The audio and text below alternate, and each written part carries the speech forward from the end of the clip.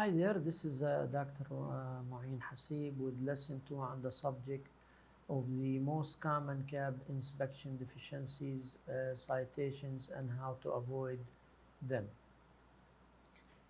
If you recall, in lesson 1, we define what is cab, and I talk about little bit about the cab checklist and what do we mean by deficiencies or citation and what are their types.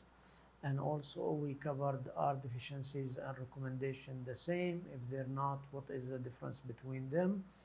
What are the most commonly cited standards by CAB and how to avoid them?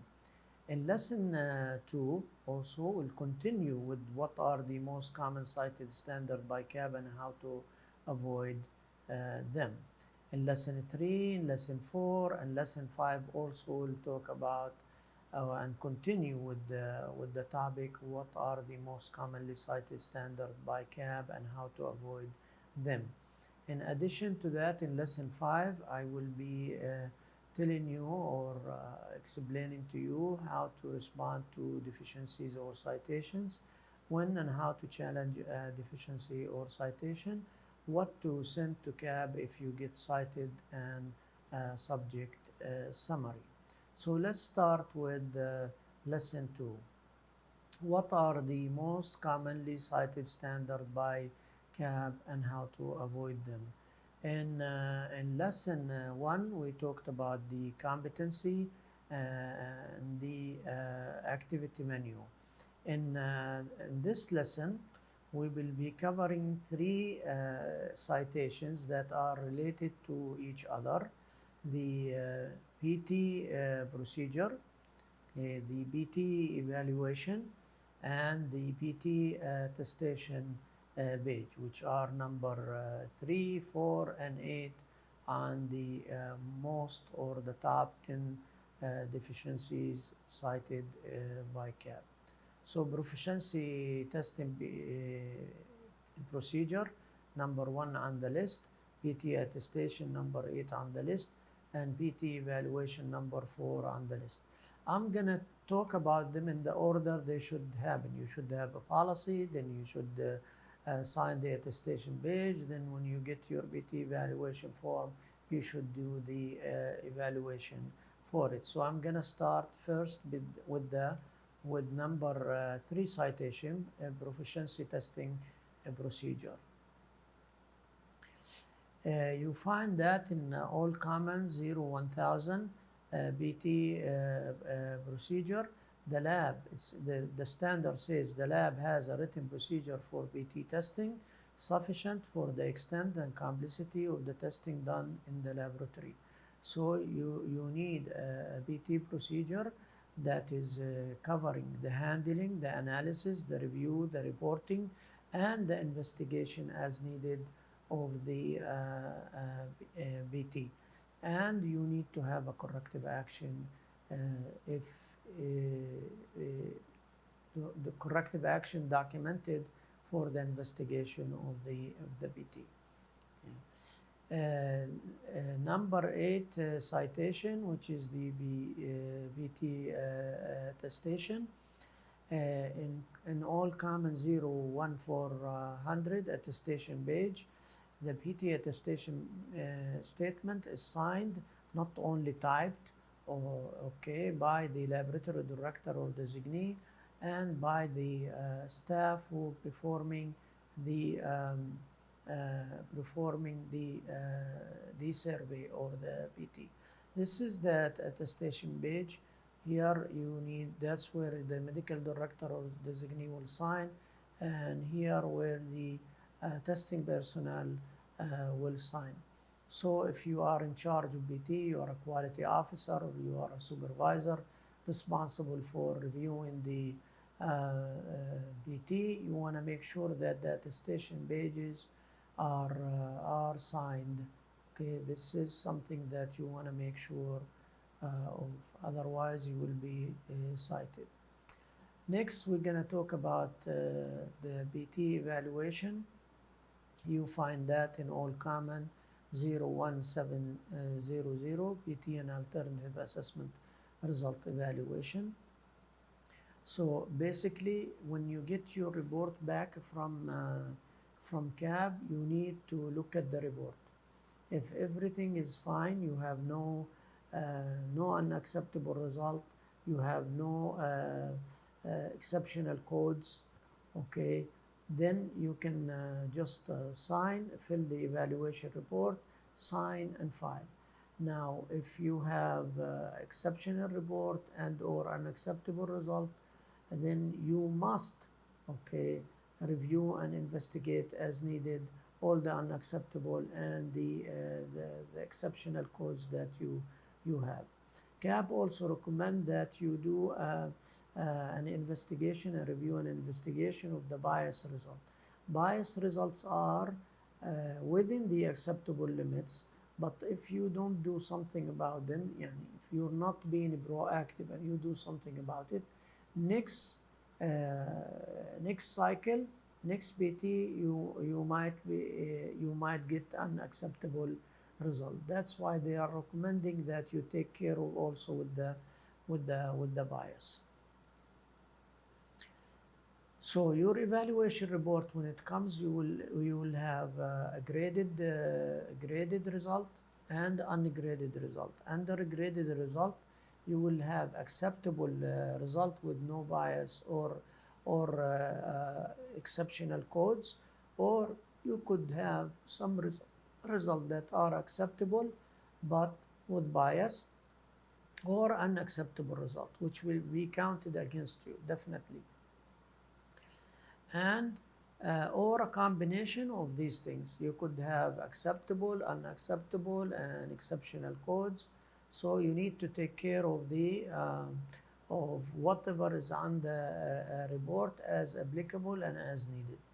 The ungraded result, the exceptional codes, these are the codes you find on the page 1 of the evaluation report and in the body of the report, and usually their numbers like 11, 26, 24, 27, 31,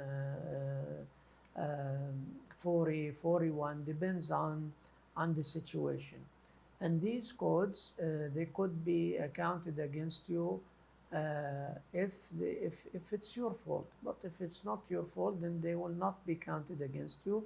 But you still need to evaluate all the codes. So I'm going to start talking little bit about each one of these items, and we're going to start with the graded result, acceptable with no bias or exceptional codes.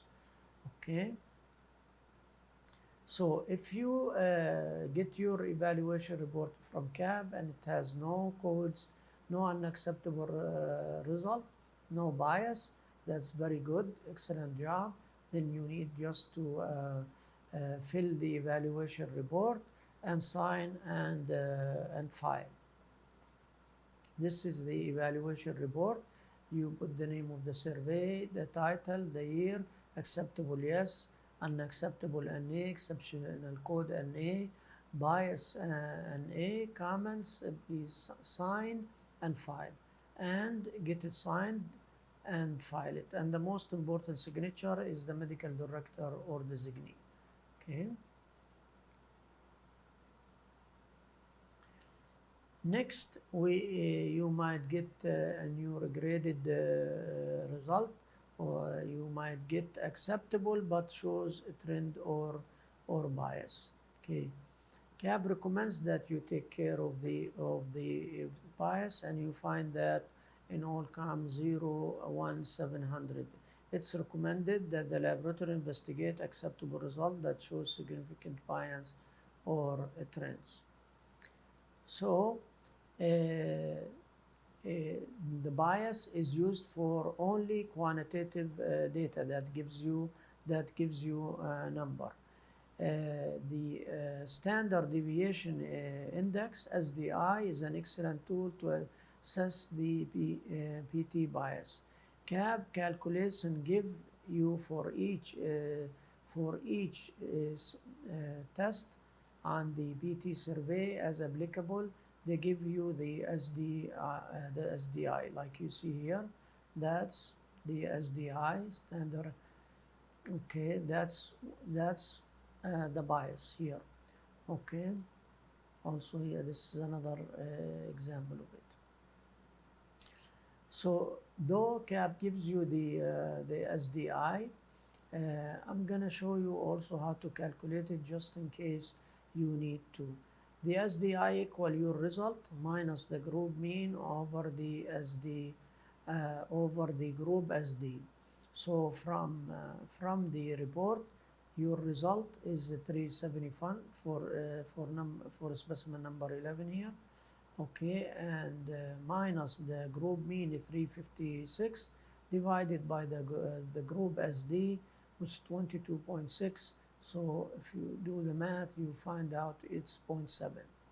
The result is 0.7. So an SDI of 0.7, is it good or bad? What does really 0.7 mean? Well, you need to compare it with the criteria. Okay, and you use this guideline in order to find out if you are good or have an issue. Okay, so if your SDI is 0, this indicates a perfect comparison with your peer group. If you have an average SDI of 1.5 or less, then it's considered acceptable. If you have an average of SDI that is greater than 1.5, this might indicate a systematic error. If one of the SDIs is greater than 3, this may indicate a significant random error. If the total SDI of 2 SDIs is greater than 4, for example, if one SDI is -2 and the other DSI for the same test, okay, 2.5, that's a total of 4.5. This may indicate a significant random error. To investigate the bias on the BT evaluation report, for each analyte, review the SDI score reported by CAB if given. For example, here, you see this is the one test. These are the SDIs for all the samples for this one test, WBC. So if you look here, it's very obvious that the average for them is less than 1.5, so I have no bias. So you can put okay here, okay here, okay here, and okay here. Here, maybe you want to calculate and see, maybe you will get around 1.3, 1.2, still okay. For this one, obviously, okay, these are, though the results are acceptable, but you have bias. Look at 3.6, 3.6, 2.1, 3.6. Okay, so if you add them, they will be greater than 3, and each one of them is greater than 3, so you have to troubleshoot that. So for your result, you need to document your result on the proficiency survey evaluation and proficiency survey investigation form. Make sure that the medical director sign, okay, the investigation form also. So for example, for that BT that I show you, you write the bias here. If you have the bias, okay, you write the sample number that has the bias, okay, and the director will sign here, or the designee. And then for it also, you need to fill the investigation form by filling the survey information. You need to pick up the reason for it, write your story, what happened, how you're gonna prevent it from happening again, and how you corrected, and evidence problem was successfully corrected. For this section, I usually write will monitor next time, and sign it and date it and file it. I'm going to give you some suggested action that you can take in your own lab for the systematic errors and for the random errors. If you suspect that you have a systematic error, Then review internal QC performance. Look for trends or shift that may not yet trigger your rejection rules. Assess the process of setting and changing QC target value. Perform instrument maintenance. Recalibrate the instrument if it has not already been done. Review reagent sample storage, like refrigerator temperature. Check the pipettes if you are using one. Perform staff training if you determine it was a technical issue.